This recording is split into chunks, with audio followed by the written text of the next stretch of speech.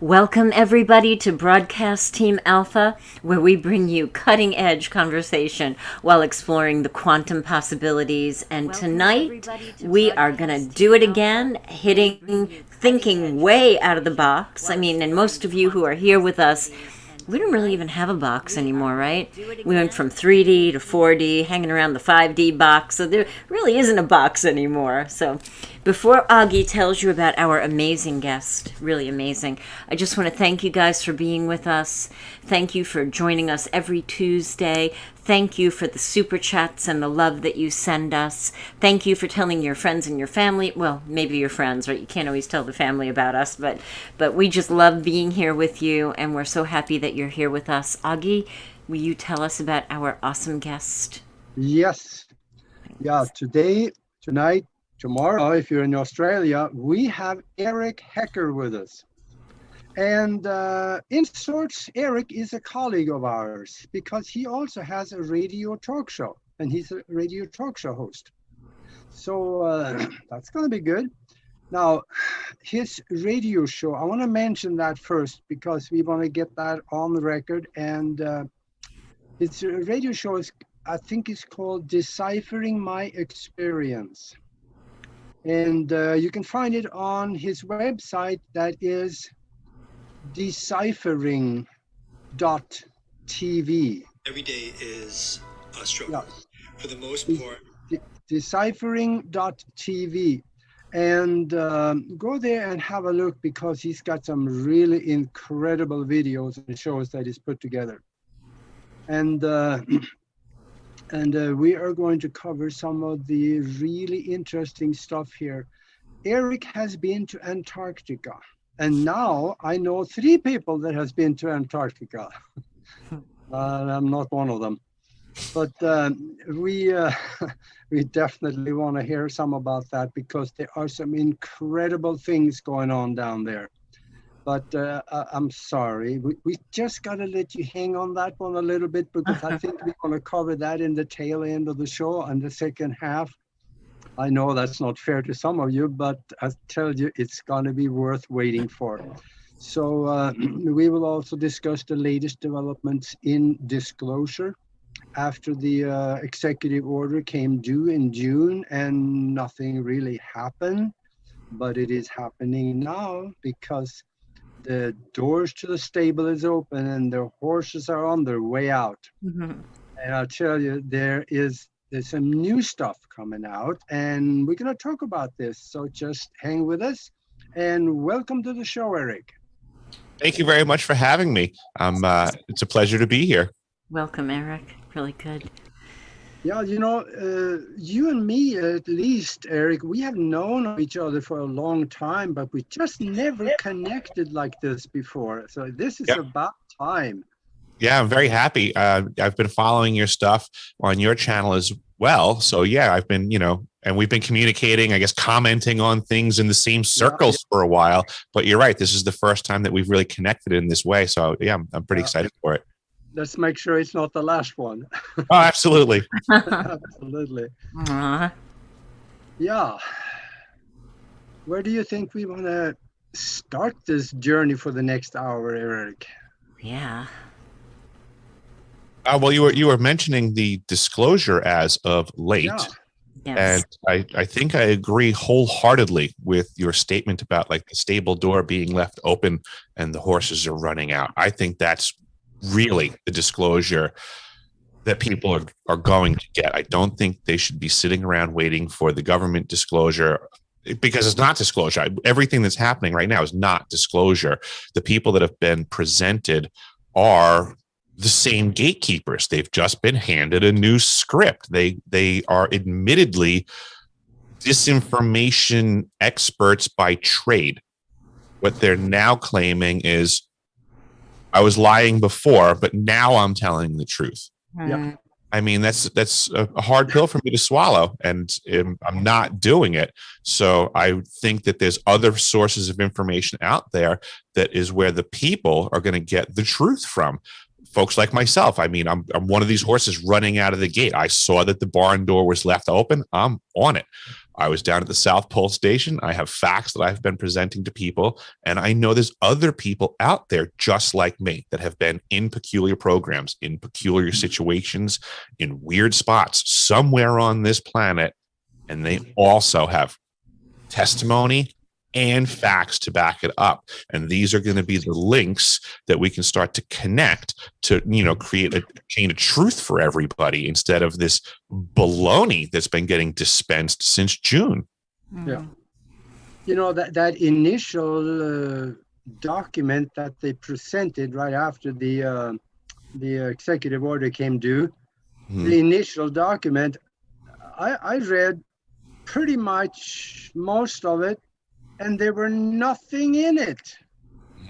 Hardly, there was just references to that there are things we don't know. How much vague can you get than that?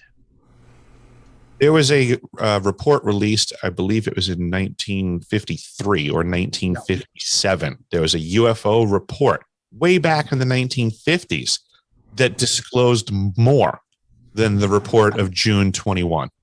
Yeah. Wow. Yeah. Now that's almost shameful because they should.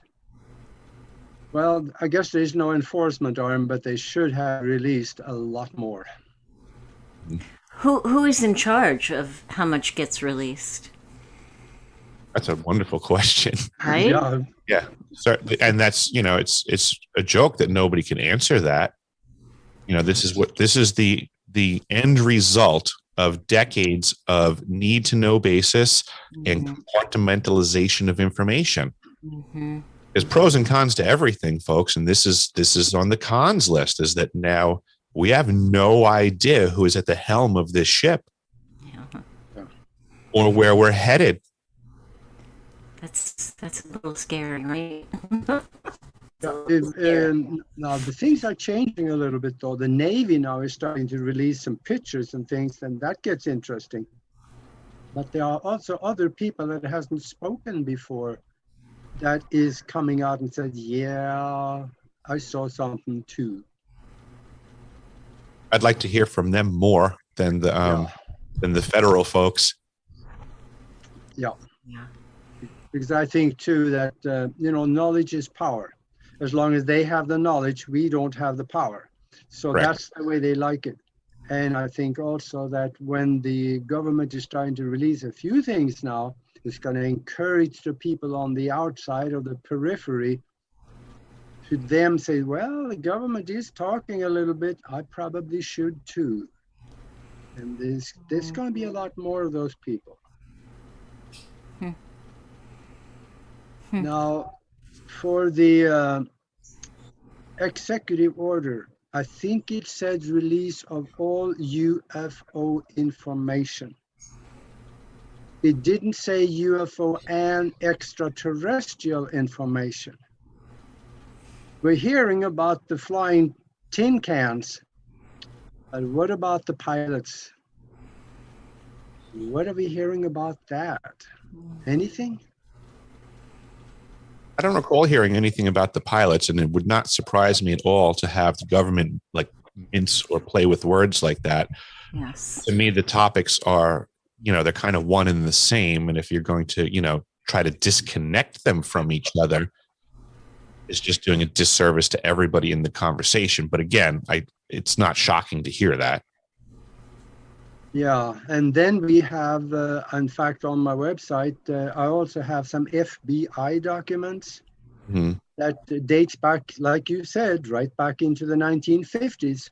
There is one where it talks about there was a crashed flying disc. In there, they found 6 or 5 people, two and almost 3 foot tall, big heads, and there were 3 fingers, and they explained that there were drawings of the anatomy and the bone structure, and they explained what they were like. So back in the 50s, there were things going on in this arena that nobody talks about.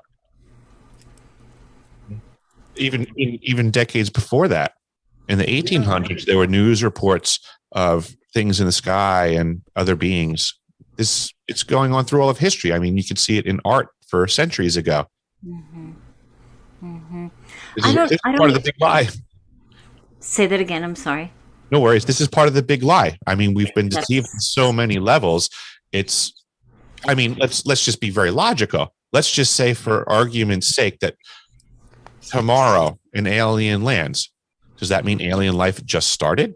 Or the fact that there's an alien with a spaceship, that they've been doing this a lot longer than we could have been paying attention to. So therefore, they've been around through all of what would have been our evolving history to the point that we got here. So it would make sense that all ancient paintings would have like UFOs in the sky and things in their mythology. Yeah. UFOism and alienism didn't just start in a modern thought pattern. It just is. You know, when Newton observed gravity, he didn't start it up by thinking about it. It was omnipresent. It was always around, and we just became aware. And that's basically what's going on with everything off of this planet. It's way more complex than what we've been led to understand. We've been deceived. And that's why I'm some of the disclosure videos that come out, I don't know, I feel a little insulted by them, because I just feel like it's part of the lie. Like, here, we just want you to know this. Mm-hmm. Yeah. Like, really? Yes, this is like disclosure kindergarten. It's like treating everybody like babies. Thank you. Know? They're like, it's like the government being like, all right, everybody, you know, we know for all these years we were saying there's no such things as UFOs, you know, but there is, you know, so we're going to start with that. It's true. There are UFOs, but that's all they said. Like, that's all they really got at in their disclosure, was they're admitting that they previously were lying. And that was the end of their disclosure. Exactly. And another amazing thing is that other countries, they are disclosing a lot more than we are. Absolutely. Like South America, they're coming out with a lot of it. Even the Russian Navy put a whole bunch of pictures on their website. And the other countries, in fact, 3 decades ago, maybe a lot of the listeners will remember this. There's something, what's called the Kalahari Desert Crash in South Africa. There we got a hold of that secondhand right after it left the South African Air Force as a document. And we got it through a Jesuit priest in Switzerland directly to us in Omaha. And there was a ship coming up from Antarctica straight north towards South Africa. And they were up around, they estimated 60,000 feet, traveling about 3 or 4 times the speed of sound. And they sent up 2 jets from South Africa to intercept them. They had the Thor 2 single-phase maser cannon on it, on both of them. And they discovered the craft and they fired at it, and they blew a 30-centimeter hole right through the craft. And from there on, it descended down at a 30-degree angle and crashed in the Kalahari Desert. When they got there, they found everybody was dead inside, but there were still those little 3-foot-tall beings with big heads and big eyes and 3 fingers. And there were drawings of the anatomy and the bone structure and everything. And this was a South African Air Force document that the Jesuit priest in Switzerland got. And we got it directly from him because of a friendship with a university professor in Omaha. This came out in the mid-1980s, and nobody's talking about it. Mm-hmm. What happens to those things? Cover-ups. Mm-hmm. Yeah, here it is. But in Europe, from what I understood at the time, everybody was talking about it. And then it went quiet. I'm saddened by everything that's going on because, you know, regardless of the topic, in a way, here in the U.S., I see a nation that's been like pacified and placated. It's been inculcated in this society to make people not engage. Exactly. And all I've ever said is it takes all, not all I've ever said, I'm quoting someone else. All it takes for bad people to succeed is good people to do nothing. Exactly. And you can look in other countries right now, and there's a lot of people doing something for the stuff that they believe in. And it really saddens me to see that here in the US, we just have a whole bunch of people sitting on their couches. I would like to see anybody step up and do something about anything they believe in. And I'm not telling people what to do, but what I will guarantee you is doing nothing accomplishes nothing 100% of the time. And if all you're doing is talking about the problems in your community, folks, then you're effectively doing nothing. So please do something, do anything in your community. This is the time. We don't have a lot of time left. Yeah. Exactly. Absolutely. We got to do something. Even if it's wrong, we got to do something. Well, but it's up to the people to decide. This is a we the people nation. And it's always been that way. We were supposed to work together to acquire representatives as public servants that were supposed to serve the public. Instead, we have these megalomaniacs that think that they're our leaders, that we're supposed to follow them. I mean, we are in a bizarro world as far as I'm concerned. Yeah. I am very aware of what I was taught as a child and what the country's supposed to look like and how it's supposed to function. I don't need anybody to tell me that we haven't been railroaded. yeah. We know that. Yeah, it's so obvious. I know, but the question is, how do you start? How do you start? And By being honest and having real conversations with folks that hurt, and stop with all this political correctness, and stop with this idea that conversations shouldn't be offensive. right. That's how we get to real meat and potatoes truth, is we say things to each other that actually hurt sometimes. And we have to learn how to deal with that instead of avoiding it. And for decades, we've been trained the wrong way. Yes. Yeah. And Yes. in fact, the truth can be offensive to the one that is deeply embedded in the lie. Well, It That's should how be it's- offensive to someone in the room if something's going wrong. I mean, those are simple general realities. You know, if somebody in the room is doing something wrong and somebody points it out, well, you know what? I'll bet you somebody gets upset, and it's probably the perpetrator. yeah. Yeah. That's how life works. You know, you shine a light on the cockroaches, they all run away. Mm-hmm. You know, so there's people that Yeah. try to do the best to break your flashlight. Exactly. That's what I'm talking about. Yeah, exactly. Yeah. Wow.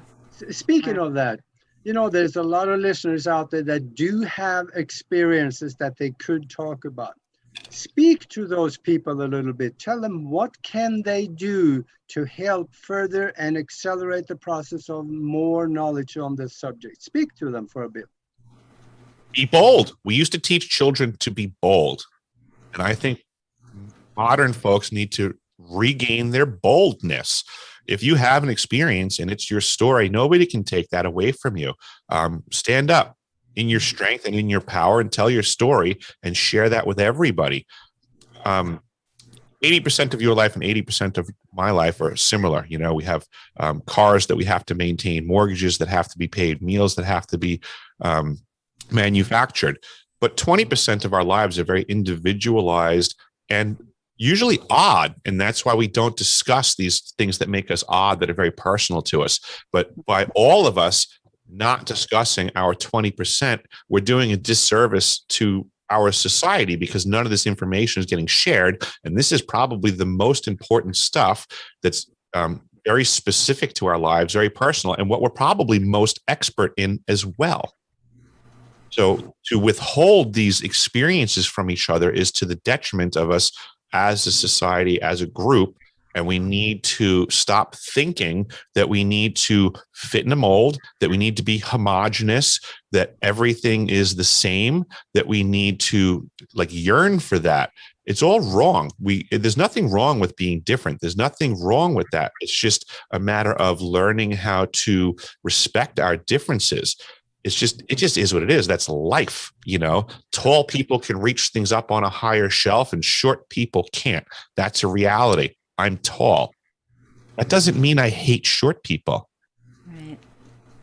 It just means we're different. And it means there's nothing I can do about that. Yeah. Should I be hated because I'm tall and I can reach things? Do I have height privilege? These are ridiculous conversations that people have manufactured for us because they're divisive, because they're incendiary, because they're about feelings and not logic. And it's all a game. It is a game. And I was going to say before, Augie, that you brought... Sorry? It's called the game of hate because effectively we can choose love or hate. And for the most part, everybody wakes up in a good mood and we love each other and we don't have problems with each other. But when the world around us is manufacturing these incendiary conversations to sow the seeds of hatred everywhere, look around. This is what we get, folks. Yes. And you can see it. You can see it in the grocery store. You can see the interaction between people, and absolutely. But I was going to say before you talked about experiencers, Augie, that we probably have learned more about disclosure from all of the experiencers that we've interviewed, right? More than anything that we've seen on the news. I mean, I don't even watch the news anymore. It's like so offensive. Yeah. Yeah, that's where we get it from, people actually having it happen. That's where it really comes from. Yeah. And I'm going to ask you another thing, though, and that is, beyond what you said, what can we actually do to accelerate the process? Would it do us any good to call our congressman? Would it do anything good to, let's say, contact the FBI and say, you are ordered to release the information. Would you look through your files and send me what you find? I think gathering information like that is good, freedom of information, and that's what we were saying before. Is the sharing of information. So communication, first and foremost, is massive. Anytime you're in an emergency situation, I mean, I'm also I've been very trained in emergency response and mass casualty incidents and medical training and all kinds of stuff for the type of work that I do in remote environments. But in any type of an emergency, communications is your first obstacle. So we are in an emergency, and that's why I'm saying we need to talk to each other. We need to communicate. This is like standard triage.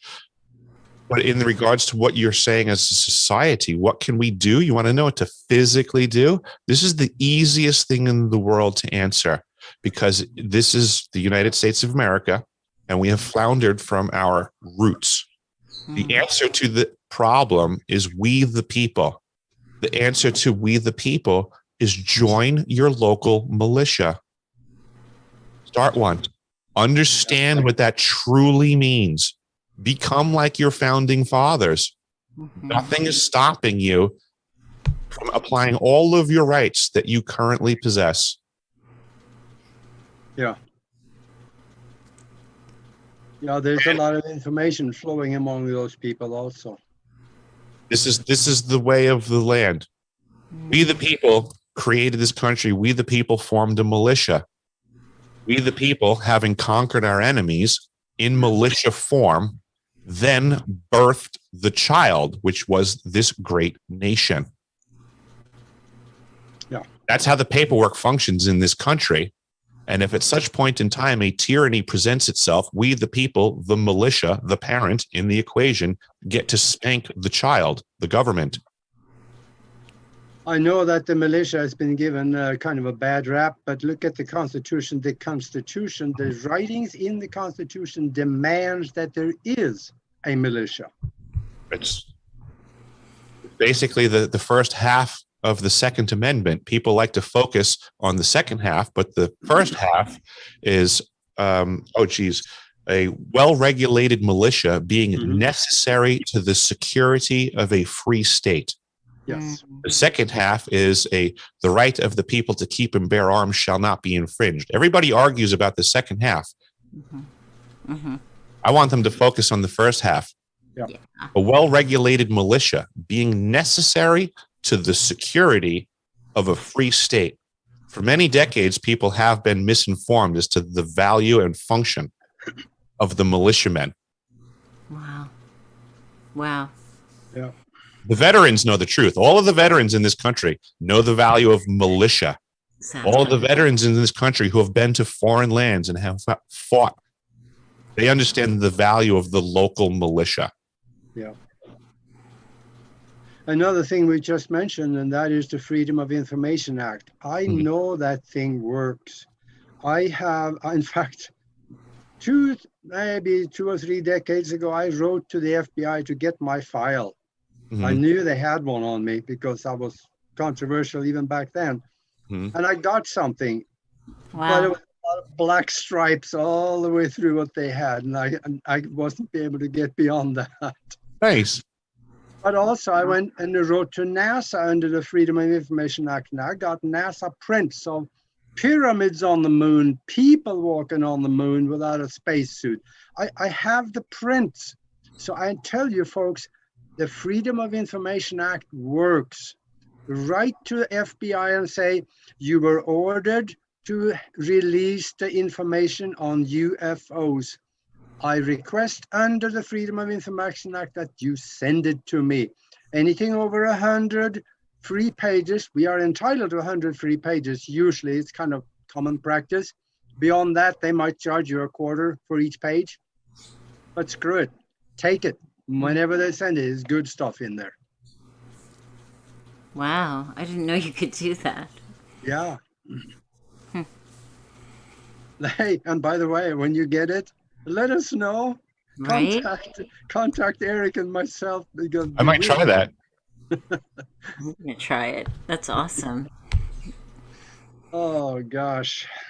Well, it's a little nerve-wracking thinking of doing that though, because when you become known to them, I mean, if you become we were talking earlier, we used the word whistleblower. If you become a whistleblower in some fashion or become known to them, they make things difficult for you. They can, but on the other hand, you, me, and Eric, they already have a file on us. They do know us very well. Of course. Oh yeah. We're all registered and we have our own page and our own file, maybe our own file cabinet. I don't know.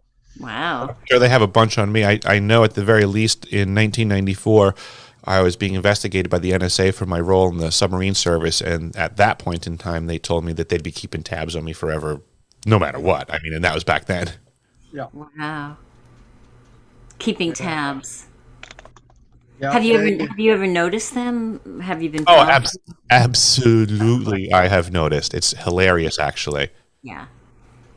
Yeah. It's funny because the everything's need to know basis and everything's compartmentalized. So there's pros and cons to everything. So this is it's like good cop, bad cop. So there are let's just say there's half a dozen ways of which a federal agent will approach you in a standard capacity, okay? And someone gets a folder and has to make contact with me, and they will come at me in this completely standard way. Their folder is limited on what they're allowed to need to know. And they will not necessarily know that another person had made contact to me in the exact same way previously with like the exact same folder. Wow. So that happens regularly. So I find it hilarious, and it's oftentimes it's very easy to out the person in the conversation and jam them up, and there's really nothing they can do about it. Because you can start when they do it enough, you can start being predictive in the conversation, and at that point, what are they going to do? Like you start finishing their sentences for them. Wow. Yeah. Now, you do some really controversial radio shows. Have you had any flack from that? Oh, absolutely. Yep, I get tons of flack for the conversations that I have. I get, it is what it is. This is the stuff that people need to know, but everybody's, oh, well, you can't say this stuff. They're going to get you. Nah, they're not going to get you. It's not like there's a sniper on every tree in the whole world. The amount of people that know stuff, They don't have the resources. This is a cat and mouse game that they want to make everybody think that. Mm-hmm. Which is kind of why I'm popping up to show everybody. You know, it's like, guess what, guys? Coast is clear. Doors open. It's all good. Wow. Awesome. It's mostly trolls. I mean, that's all it is. It's just low-level nuisance stuff.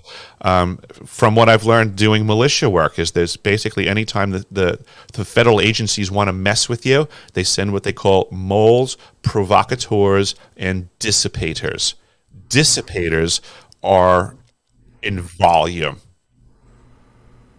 because it's very easy to just dissipate the energy of somebody. And that's all they really try to do. Is it's a matter of trying to wear down somebody's stamina for a Is that like gang stalking? I guess it would be. I guess that would be. Yeah. Yeah. Wow. So there's some questions in the chat room. I'm not sure. Somebody asks, and I don't know if we want to go there, about the mandatory injection that might happen. Or so Margaret said starting in New York City. I saw that. I've been following that, Margaret. My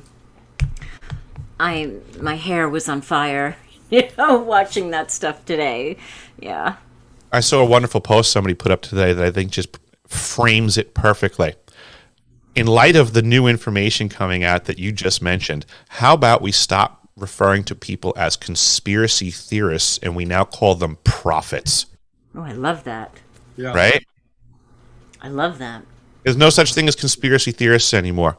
We're all prophets, because guess who was right? That's right. Yeah. That's That's right. right. I love that. I'm gonna do that. Thank you. Yeah, I'm not a gonna conspiracy that theorist. too. I'm the prophet Eric of Alaska. I love it. Yeah. The prophets were right again. I like that. Oh man. Awesome. Now, I do want to get on the subject of Antarctica and also your personal experiences, and maybe tell us first of all maybe why you went there in the first place, and from there on I think the snowball's gonna roll. No problem. I went there basically because the economy tanked under the Obama administration. Surprise, surprise. I was residing in New York at the time. I had a plumbing and heating business that was tanking because of the economy. So I was just simply looking for work. Excuse me. I didn't have this massive desire to go figure out what's going on in the dark continent and figure out everything. I was just looking for work, and I wound up getting a contract with Raytheon Polar Services. And in 2010, I went down there to the South Pole Station for a summer season. I was contracted as a plumber. And then through that summer season, I was able to get a continue contract through the winter season. They took me on as a plumber by contract, but told me that I was going to be doing more than plumbing through the winter season. They gave me the tasking of what they call a UT, a utility man. And that basically meant that anything in the facility breaks, I'm on the team to fix it. I mean, There's not that many people down there in the winter.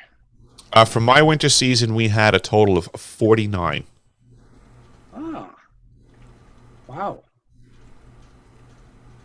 Wow. Gosh, that's the kind of the year when you don't even see the sun at all, do you? That is correct. The winter season, it just goes dark. At the South Pole, the sun, the activity of the sun, what you would see in a 24-hour period, a celestial day, that takes 365 days to occur when you're at the South Pole. Wow. The sun goes up and down once in a year. Wow. Mm-hmm. Now, the world spins in the meantime, so from the point of view of being at the pole, you, like in the summer season when I arrived in November, you just see the sun is going around you. It's going around above the horizon, and it's working its way upward up until December 21st, which is the summer solstice there. when it's at its high point, and then at that point it starts to go down, and then once it breaches the horizon line, it's gone. And we have the June 21st winter solstice is the darkest that it is. Wow. But in the summertime, you have 24-hour sunlight down there too. Correct. I don't know what that tells the flat earthers, but it shouldn't be, should it? I have no patience for the flat earth conversation. It's a psyop manufactured by a faction of the government called COINTELPRO. I'm sorry that the flat earthers don't realize they've been bamboozled. I believe it was Mark Twain that coined the phrase, it's easier to bamboozle people than to convince them that they have been bamboozled. Sorry for the flat earth folks out there. You've been totally bamboozled. Yeah. Yeah, I know. This is one of those conversations that hurt. Yeah, it's a conversation that hurts. Exactly. Yep. Because at any point in time, if the sun is up and it's the flat earth, then that means I can pick up my phone and call anybody on the flat planet, and it'll be daytime there too. Yeah. It's just that simple. But it just doesn't work that way. So yeah. And when it comes to observation, I'm also a big fan of, hey, if you saw it once, you should be able to see it twice, right? So show me anything off of this planet that is the same way you suggest that our planet looks. Since everything else is spherical. Yeah, we can see it rotating. In fact, we can even see the moon rotating a little bit because it wobbles back and forth about 5 degrees. And don't get me wrong, I appreciate the debate of the flat earthers that they thumb their nose at things and say we're being lied to. I thumb my nose at things and say we're being lied to as well. But, at some point you have to put your foot on the foundation of something real in your argument. Yeah. There's nothing stopping any flat earth organization from grouping together their funds and simply putting a camera on a balloon to prove their point. Good point. Very good point. Nothing stopping them. Show us all how wrong we are. Yeah. Well, the thing also is that you had some personal experience. Maybe you could tell us about that too. Which one is this? Which personal experience? I had a lot of personal experiences, Augie. Yeah, just you take. You gotta help me out on that one. Take the most outrageous one and lay it on us. Yeah, that's rough. I'm not so good at picking out stories. What do you want to know about? There's got to be something that you want to know about. You seen UFOs? You had some experiences. I had seen a UFO at the South Pole. Yeah. Correct. I was walking back from an area that they call the dark sector, and they mean dark for radio communications silence. It interferes with the experiments that they're doing over there, the equipment. And I was walking back from there one day, and I was looking towards the elevated station. The wind was blowing in such a way that it goes from the ground up to, say, maybe about nose, eye level, and it kind of obscures your distance view a bit.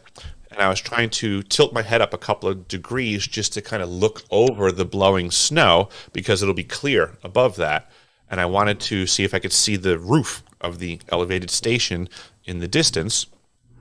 And it turned out in the distance I could see the station itself pretty well. It was kind of above the blowing snow from my perspective.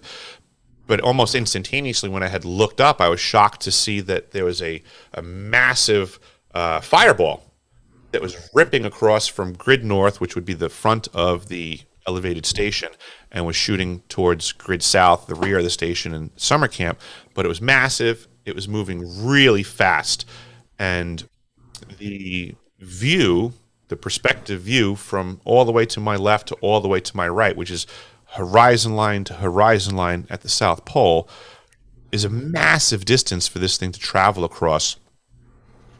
and it never sank, it never deviated, it never dropped. So to me, it's very much a controlled flight path, and that was something that didn't even dawn on me at the time, because I had gone inside and reported it, and everybody was like kind of blowing it off. So I didn't really think much of it at the time, and it wasn't until years later that somebody was asking me about it that had clicked in my brain that it didn't drop, and it had such a controlled flight path, and it kind of made me have to recheck my memory and go, wow, I think I saw a UFO there that time. Wow. Wow. Yeah, there's goofy stuff in the sky. What do you think that could have been? I think the only thing it could have been is something in controlled flight. It didn't fall. Now, this station, how far is that from the area of the Antarctica that is called Neue Schwabenland, or geez, Queen Maud's Land, which is... I'd say 1,000 to 1,500 miles away. Wow. Neue Schwabenland, or Queen Maud's Land, that is where the German base is, base 211. Yep. Yeah, that's on the coast. Yeah.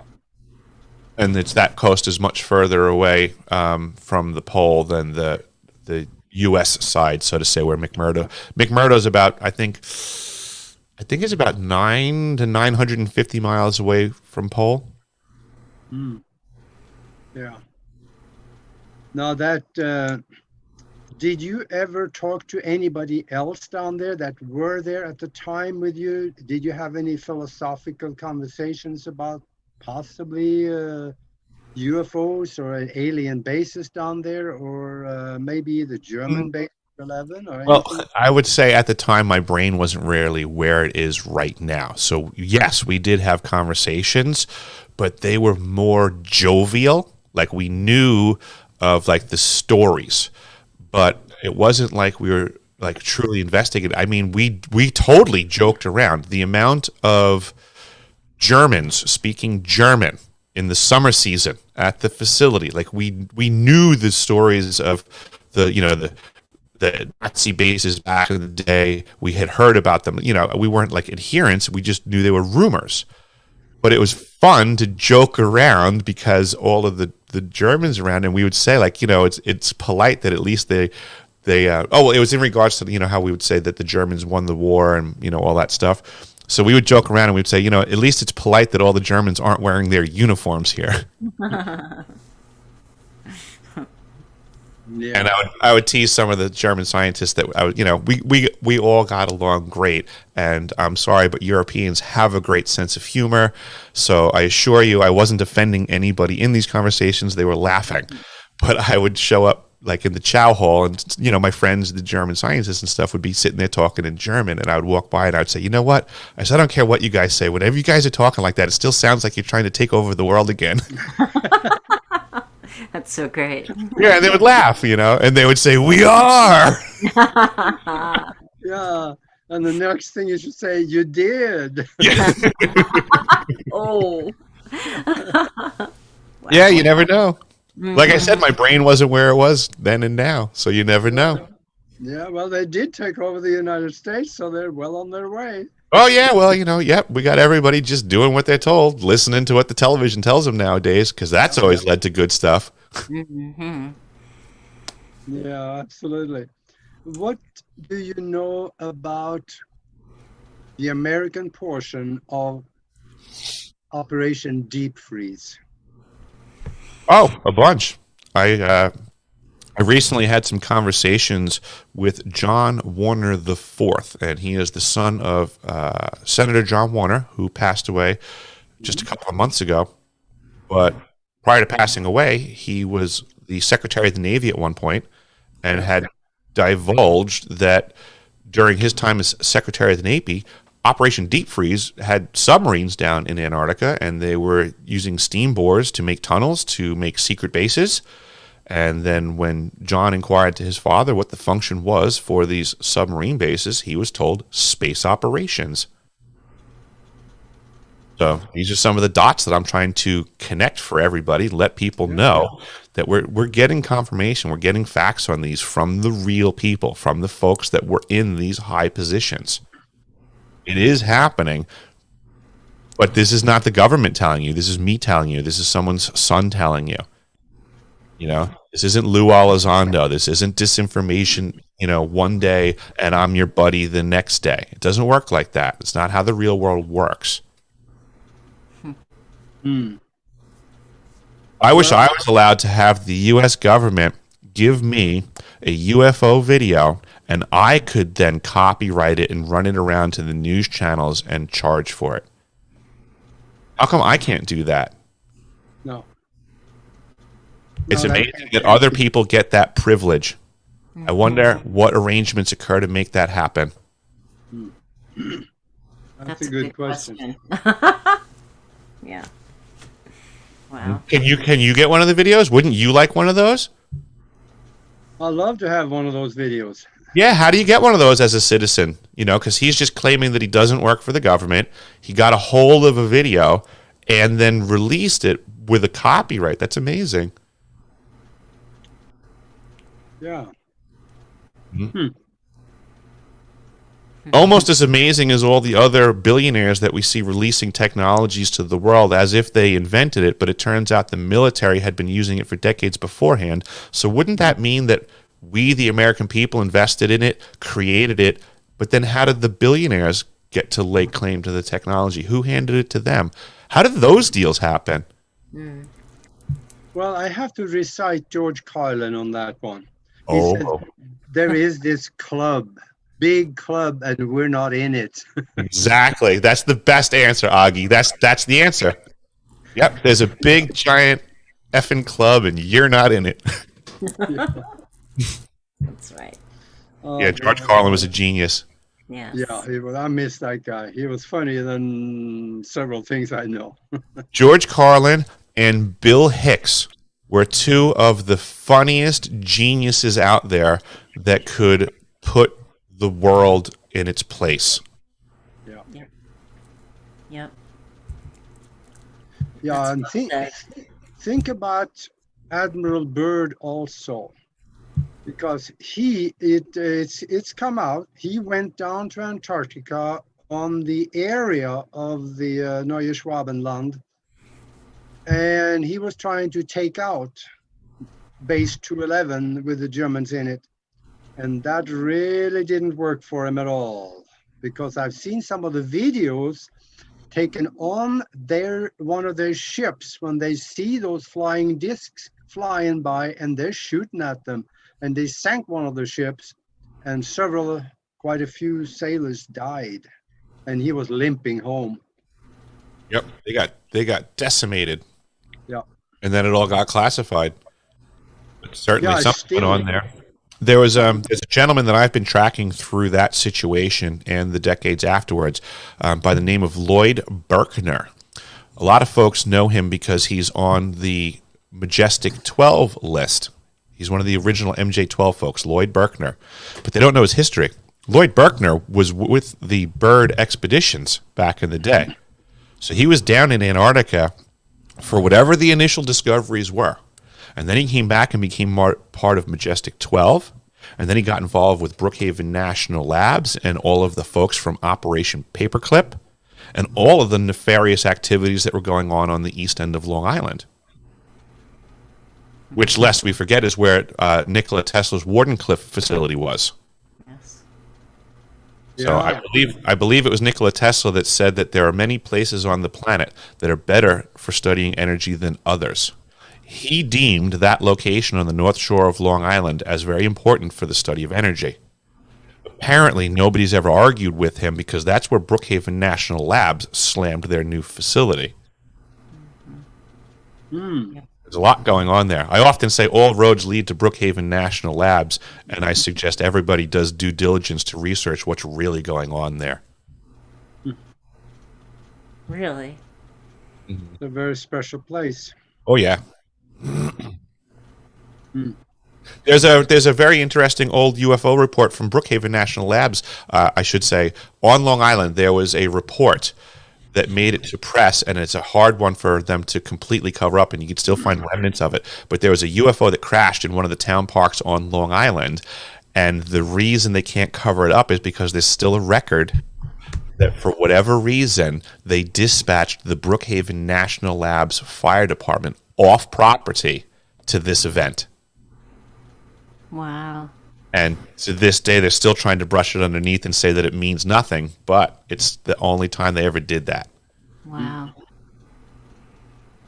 Yeah, another guy too, and back, I think it was 2002, I think. Hmm. I did 9 successive interviews with Al Bielek. Oh, okay. On the radio. Mhm. And boy, did he come out with some stuff. I believe it. Yeah, He was a fountain of information. Yeah, and some of the information, you know, he was on the Eldridge, you know, and jumped off there and then disappeared into the void and showed up in the future. And there is some of the stuff that he came in the latter parts of the shows, they were really hard to swallow. Some of them was just really, really tough to. I could understand the concept of what he was talking about, but boy, oh boy, if we're in for something like that, I'm not so sure I even want to be around if he's going to be right on some of these things. His information, unfortunately, was way ahead of its time in regards to what people's brains were ready to receive. I mean, it's kind of that simple and complex. Nobody wants to know that stuff was going on in the 60s and 70s and 80s. Nobody wants to hear that's the level of technology that we had. Nobody wants to hear that they were applying it to children. Yeah. But these, like we were saying before, these are hard truth conversations that we have to have. Yeah. You know? Yes. Yeah. All it takes for pedophiles to get away with pedophilia is for non-pedophiles to do nothing. That's another true statement in reality. We can apply this to everything. Every evil that's going on in the world exists because the people that are against it aren't against it enough. Yeah. You know, I hear a lot of people complaining about all of the woes of the world right now. Okay, what are they going to do about it?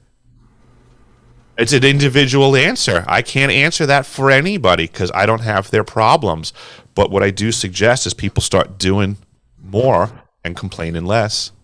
Find those people. And that's why I say join your local militia, because at least locally, you're going to find people that have the same problems, and you guys in your locale will figure out how to deal with it. I bet you can. I love that. Yeah, and the thing about it, too, is that when people get on that subject, they say, well, somebody should do something about that. What they really should do is to walk into the bathroom, look in the mirror, and look at the guy in the mirror and say, yeah, you should do something about it. Exactly. Yep. Because that's what this... up to us. Exactly. I believe, unfortunately, that this whole QAnon thing was a psyop just to pacify everybody, to make everybody think that somebody else was going to be the victor for them. And they're going to be able to just sit and watch it from the couch comfortably and not have to lift a finger, that someone else is going to take care of it for them. It was a wonderful psyop. It worked out really well. There was a lot of folks that thought something was going to happen differently on January 6th. There was millions and millions and millions of folks that thought something else was going to happen on January 6th. Yep. Here's the hard facts for them to swallow. You also were bamboozled. Yes. Yeah. Now what are you going to do about it? Yeah. I suggest doing nothing will get you the same outcome in the next situation that you wish went differently. Yes.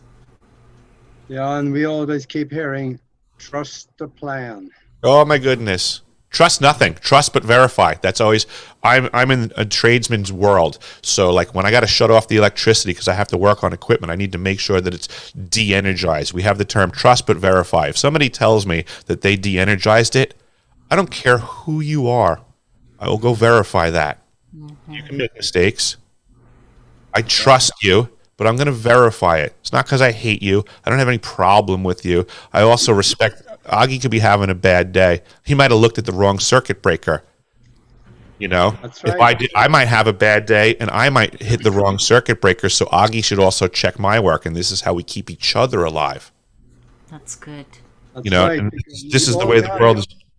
All you have to do is to touch the 220 one time, and you'll remember that for a long time.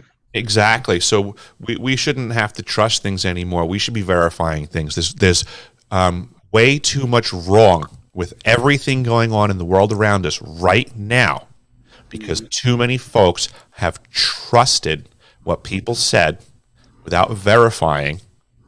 And that's because, unfortunately, nowadays, most people don't have discernment. They don't trust their own intuition. Yes. And they've been trained and programmed to not trust that. You know, people don't want to hear anything out of your mouth right now if you can't support it with 3 links. That's true. You know, which is hilarious because as if they had a counterpoint to begin with, that is their counterpoint nowadays. That's the contemporary counterpoint. You bring up a fact that somebody knows nothing about, and because they know nothing about it, they feel empowered to say that they're in charge of the conversation. You owe me a link to educate me. No, you just lost the conversation because you had to ask for a link, so you're just showing you're out. Right. That's reality that people can't acquiesce to nowadays. If you have to go to your smartphone in the middle of the conversation, guess what? Yeah, You just lost. exactly. Your phone is intelligent and can win a conversation or a debate. Yeah, when you talk with people like that, we got to remember also something that Albert Einstein said. To win an argument with an intelligent person is very difficult, but to win an argument with an idiot is nearly impossible. That's great. I never heard that way. That's great. Yeah, and that's so true. It's so true. And that's where we are today. We have all these digi-trolls and stuff like that think they know everything. And all it really is it's just discounting something that somebody knows. It's not really it's not presenting any alternative truth. It's just thumbing your nose at something that someone else said because you don't like it. Typically, you know, people oftentimes nowadays they have a lot of feelings about things, not necessarily logic. So you can present a very logical position that someone might disagree with, but I mean the proper methodology is to now stick up for yourself, and if you have a contrary position, to support it with some substance that doesn't start with the way I feel about it. Yeah. I mean, that's almost always inappropriate. None of our feelings have to match on anything. But that doesn't change the logic and the reality that we live in. Yeah, I've noticed in the past, whenever I make decisions on feeling only without adding the mind and the rest of it to it, it's well above 50% wrong. I remember being told as a kid that anger gets you in trouble and pride keeps you there. Yeah. Oh gosh, I see we're getting down to the end of the show here. Would you talk to people about where they can find you and your TV, your .tv, and anything else that you want them to know how to get a hold of you? Oh, absolutely. No problem at all. I actually thought we were going for 2 hours, but that's okay. We'll do another show. Yeah. Thank you guys out there. Thank you very much for having me on first and foremost, and everybody for listening. By all means, come to deciphering.tv. I have an archives section there where I put out documents and facts for things that I'm finding that connect the dots for everybody. And I also have Deciphering My Experience on YouTube. Excellent. And just as a new announcement, November 4th to 7th, I will be at the Disclosure for Consciousness event in Las Vegas at the Golden Nugget. It's a big 5D event, and it'll be the first time I'll be out there speaking with the public, so I look forward to doing that. Oh, that's awesome. Golden Nugget. I stayed there one time. That's downtown, isn't it? On Fremont Street. Oh, okay. Mm-hmm. Yeah. Oh, all right. And any email or anything that you want to add for people that have questions? Or They can contact me at the website. There's a contact page there as well. Perfect. Anybody that wants to reach out or has any questions, you can reach me there. Okay. That's awesome. Well, this has been fun. Thank you so much. Thank you so much. Yeah, real fun. Definitely have to come back, please. Absolutely. Yeah, Okay. we do. Well, any final words, Nori, or No, Eric? just a big gratitude. Great conversation. Really Yeah, good stuff. Yeah. It was really enjoyable. I can't believe how fast that went. So yeah, it'll definitely be worth having another one in the not too distant future. yeah. I have a TV show coming out actually too. I'll be in the second season of Alaska Triangle. I'm going to be a host on that show, so that should be coming out. I think at the end of August. Ah, Cool. I just forgot about that too. Yeah, they had me go looking for underwater UFOs, basically unidentified submerged objects. So we went out to Ketchikan, Alaska, and we're looking at that way. Very cool. all right. Thank Well you. then,